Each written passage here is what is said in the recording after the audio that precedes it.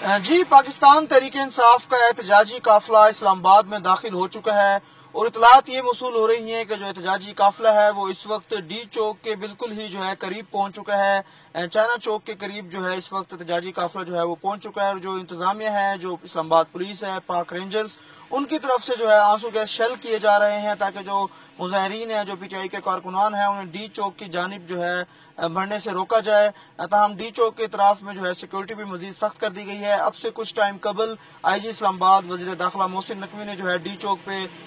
دورہ کیا اور ڈی چوک پہ انہوں نے میڈیا سے گفتگو کی، اور ان کا یہ کہنا تھا کہ ہماری جو ہے کوشش ہے کہ ہم جو ہے جانی نقصان نہیں چاہتے، اور ان کا یہ کہنا تھا کہ جو پی ٹی آئی جو اس وقت قیادت ہے وہ اس وقت خفیہ لیڈرشپ کے ہاتھ میں ہے، پی ٹی آئی کی مکمل قیادت۔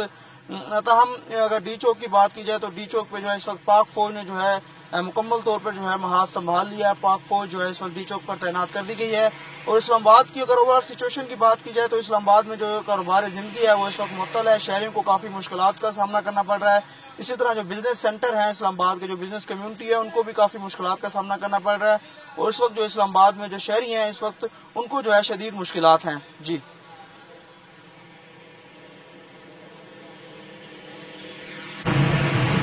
اچھا آئیں